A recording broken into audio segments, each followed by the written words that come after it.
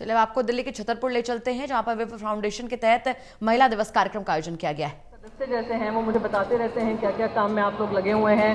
आज मुझे पता चला प्रोफेसर गौरव वल्लभ भी इसका एक अभिन्न अंग है, तो सुनकर बहुत खुशी हुई, क्योंकि प्रोफेसर गौरव वल्लभ मेरी जब मैं पहले जिस पार्टी में थी मेरे साथी रहे हैं मेरे कलीग रहे हैं और उनसे भी काफ़ी चीज़ें सीखने को मिलती हैं। आज महिला दिवस है और महिला दिवस के दिन आपके जो भी सांस्कृतिक कार्यक्रम हुए उससे मुझे अपने बचपन की याद आ गई। मैं बस 2 मिनट अपने पर्सनल एक्सपीरियंस की बात करूंगी। आप सभी जानते होंगे चतुर्वेदी एक बहुत छोटा ब्राह्मण समाज का एक और छोटा सा एक हिस्सा है, पर ब्यूरोक्रेसी से लेकर राजनीति से लेकर चार्टर्ड अकाउंटेंसी से लेकर मैं मानती हूँ मथुरा के बहुत सारे लोगों ने अपना नाम कमाया है। मथुरा की एक बेटी मैं भी हूँ, और वहाँ पर जब शुरुआत में मेरे माता पिता हमें मुंबई जब हम शिफ्ट हुए थे, हर सामाजिक कार्यक्रम में जो चतुर्वेदियों के कार्यक्रम होते थे हमें लेकर जाते थे, और हमें बड़ी गुस्सा होती थी पापा से कि पापा आप जब कहते हैं आप हमें वहाँ पे लेकर जाते हैं। दशहरा के समय जब रामलीला होती है तो रावण का वध करने देखने ले जाते थे, और एक चतुर्वेदी समाज का कुछ भी होता था वहाँ पे मुझे ले जाते थे। आज यहाँ पर आने के बाद मुझे समझ में आया कि क्या उसका महत्व होता है और क्यों हमें अपने समाज से जुड़कर रहना बहुत ज़रूरी है।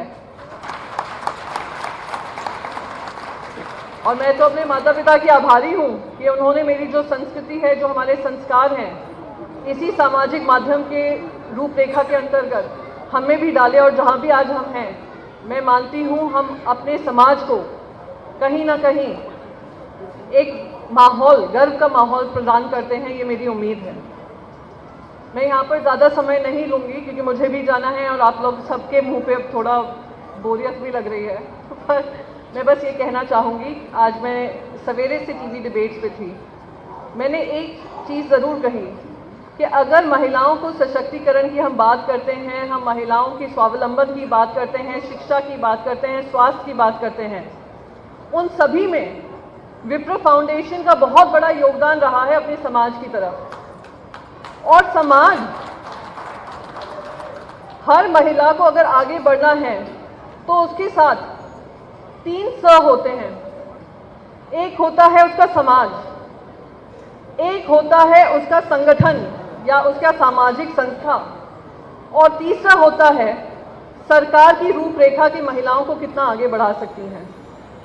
तो आप समाज का ही नहीं, मैं मानती हूँ आप अपनी सामाजिक संस्था के माध्यम से महिलाओं का जो सशक्तिकरण कर रहे हैं, वो आने वाले समय में काफ़ी महिलाएं यहाँ पे कह रहे थे, जैसे प्रोफेसर गौरव वल्लभ जी बता रहे थे कि बहुत सारी महिलाओं को फ़ायदा मिला है। मैं मानती हूँ आने वाले समय में आपकी घर की बेटियाँ होंगी, आपके घर के जान पहचान के परिवार होंगे, उन सभी को सशक्त बनाने में, समाज को आगे बढ़ाने में विप्रो फाउंडेशन का बहुत अहम भूमिका रहेगी, और उसके लिए मैं आप सभी की आभारी हूँ। जब तक समाज में हम अपनी सोच नहीं बदलते हैं, और उसकी रूपरेखा प्रोफेसर गौरव वल्लभ जी ने दी है, जब तक हम ये रूपरेखा नहीं बदलेंगे कि हमारी बेटियां भी उतनी पढ़ लिख लेंगी जितने हमारे बेटे होंगे, हमारी बेटियां उन्हीं स्कूलों में जाएंगी, उन्हीं क्लासेस में जाएंगी जहां हमारे बेटे होंगे, हमारी बेटियां वही करियर चाहेंगी जो उनके मन की चाह हो।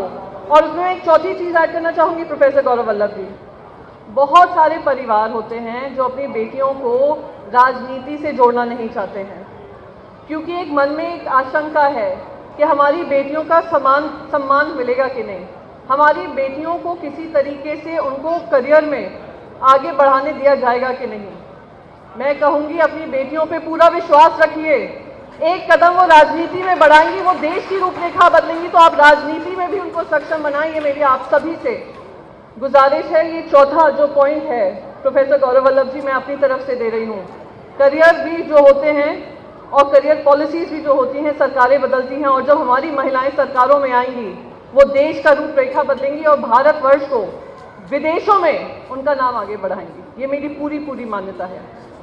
और जब आप सभी महिलाएं एकजुट होकर ये निर्णय लेंगी कि हम सिर्फ सशक्त ही नहीं, हम सिर्फ स्वास्थ्य की ही नहीं, शिक्षा की ही नहीं, हम खुद महिलाएं हैं जो अपनी संस्कृति का संरक्षण कर रही हैं, आज आप सब महिलाओं को देखकर बहुत खुशी होती है, आनंद होता है कि आने वाली हमारी जो पीढ़ियां हैं वो आप सबके जो सांस्कृतिक संरक्षण आप कर रही हैं, जो आपने गीत गाए, जो आपने विवाह वाले गीत गाए, शादियों को लेकर आपने जो भजन गाए, गीत गाए, जो भी आप सभी ने किए और मिलजुल कर आप लोगों ने सांस्कृतिक कार्यक्रम को आगे बढ़ाया है। मैं मानती हूँ हमारी आने वाली पीढ़ियां भी आप सबकी शुक्रगुजार होंगी।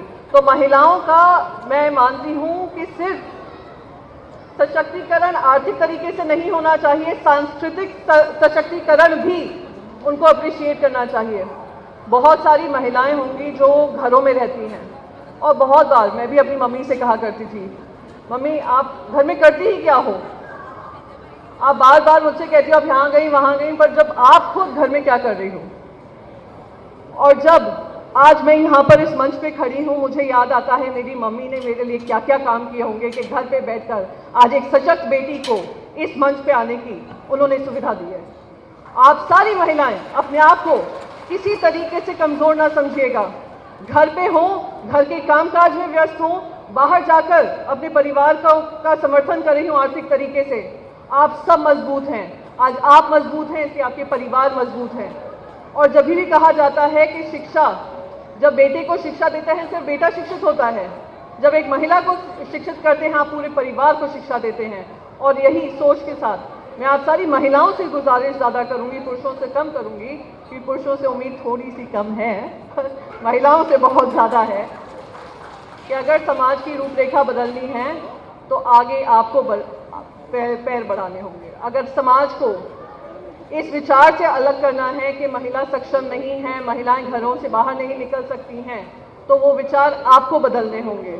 जब आप अपने घर में अपने बेटों को ये सीख देंगी कि इस लक्ष्मण रेखा के आगे नहीं जाना है, तो मजाल है किसी लड़के की या बेटे की कि वो सीमा रेखा तोड़ ले। आप सब अपने घरों में अपने बेटों को समझाएं कि बेटियों का सम्मान करना कितना महत्वपूर्ण है। अपने आप को सम्मानजनक तरीके से मैं मानती हूँ और सशक्त बनाएं। किसी घर के पुरुष को हो या घर का कोई भी मेंबर हो, किसी तरीके से आपको जो आपका सम्मान है कम करने की कोशिश ना करें। और उसके लिए आपको अपने आप को सशक्त बनाना होगा, अपने आप को किसी भी तरीके से कमज़ोर नहीं सोचना होगा। बस इन्हीं 5-10 शब्दों के साथ मैं अपना वक्तव्य ख़त्म करना चाहूँगी। आप सबकी आभारी हूँ कि आपने मुझे इस मंच पे बोलने का मौका दिया, और उम्मीद करती हूँ कि आने वाले सारे कार्यक्रम में, विप्र फाउंडेशन के सारे कार्यक्रम में आप मुझे भागीदारी बनाएंगे। और साथ ही साथ मेरे लायक कोई भी काम होगा, मैं उम्मीद करती हूँ आप मुझे बेझिझक आकर बताएंगे। एक लास्ट चीज़ कहूँगी कि मैं, क्योंकि शादी हो, शिक्षा हो या किसी भी तरीके का कार्यक्रम हो, मैं उसमें अपनी भागीदारी निभाना चाहूँगी। तो आज आपके मंच के द्वारा जो 11 बेटियां हैं जिनकी शादियों के आपने काफ़ी सारा टारगेट बनाया हुआ है, उनमें से जो 11 लड़कियां हैं, बेटियां हैं, उनके घर बने, वो अपने घरों में जाएं, खुशी खुशी जाएं, एक नया घर बसाएं, उसमें मेरा योगदान रहेगा। और मैं जो भी मुझसे बन पाएगा इसके आगे मैं करती रहूँगी। बहुत बहुत धन्यवाद। Thank you so much. जय परशुराम।